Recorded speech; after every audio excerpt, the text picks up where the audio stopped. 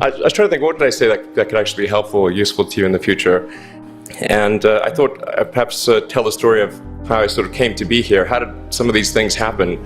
And maybe there's some lessons there, because I often find myself wondering, how did this happen? So when I was young, I didn't really know what I was going to do when I got older. But then eventually I thought that the idea of inventing things would be really cool. The reason I thought that was because I read a quote from Arthur C. Clarke, which said that sufficiently advanced technology is indistinguishable from magic, and that's really true. If you go back, say 300 years, the things that we take for granted today you'd be burned at the stake for. Being able to fly, that's crazy.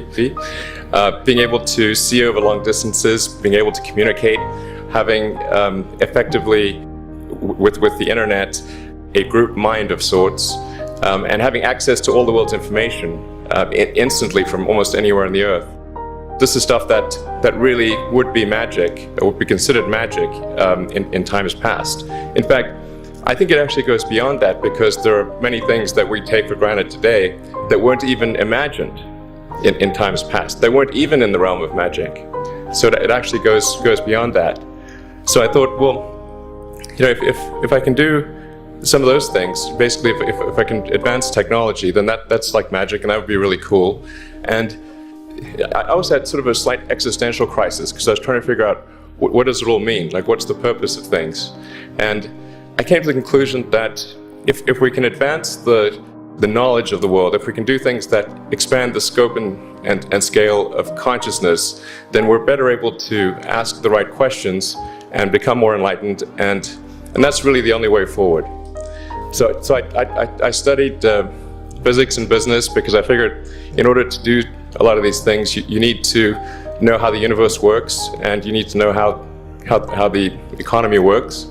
And you also need to be able to bring a lot of people together to work with you to create something, because it's very difficult to do something as an individual if it's a significant technology.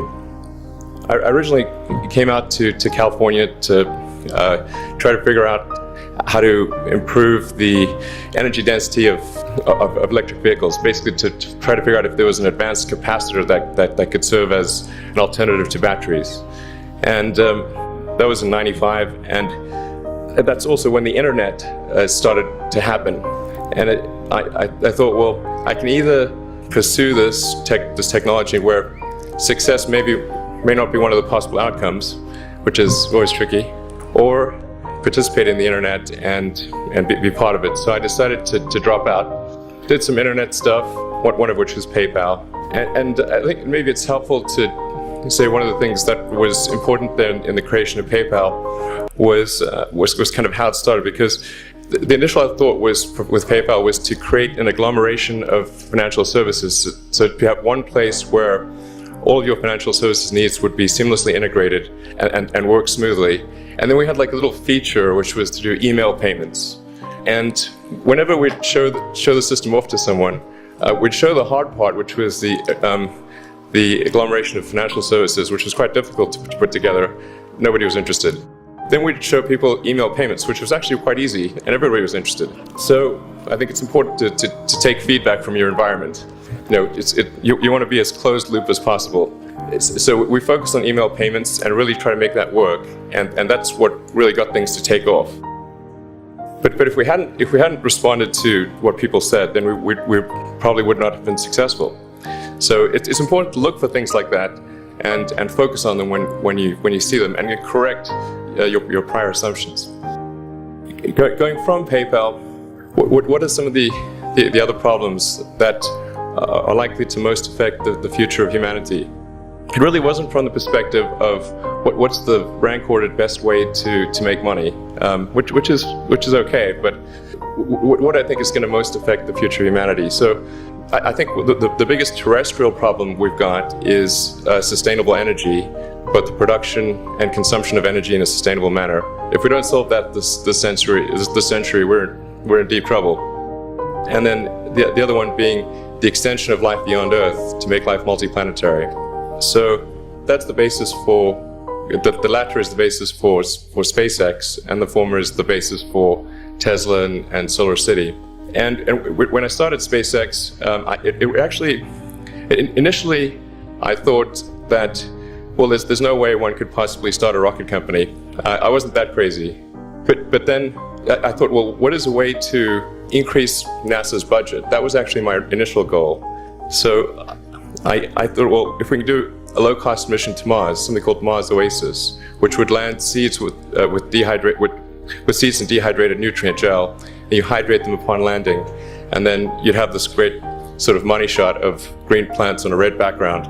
And the public tends to respond to precedents and superlatives, and this would be the first life on Mars, the furthest that life's ever traveled, as far as we know. And I thought, well, that would get people really excited, and therefore increase NASA's budget. So obviously the financial outcome from such a mission would probably be zero. So anything better than that was on the upside. So I actually went to Russia 3 times to look at buying a refurbished ICBM, because that was the best deal. And I can tell you it was very weird going there in late 2001, 2002, going to the Russian rocket forces and saying, I'd like to buy 2 of your biggest rockets, but you can keep the nuke. That's a lot more. That was 10 years ago, I guess, so they thought I was crazy. But I did have money, so that was okay. After making several trips to Russia, I came to the conclusion that actually my initial impression was wrong because my initial thought was, well, that there's not enough will to explore and expand beyond Earth and have a Mars base and that kind of thing. But I came to the conclusion that was wrong. In fact, there's plenty of will, particularly in the United States, because the United States is a nation of explorers, of people who came here from other parts of the world. I think the United States is really a distillation of the spirit of human exploration. But if people think it's impossible, or it's going to completely break the federal budget, then they're not going to do it.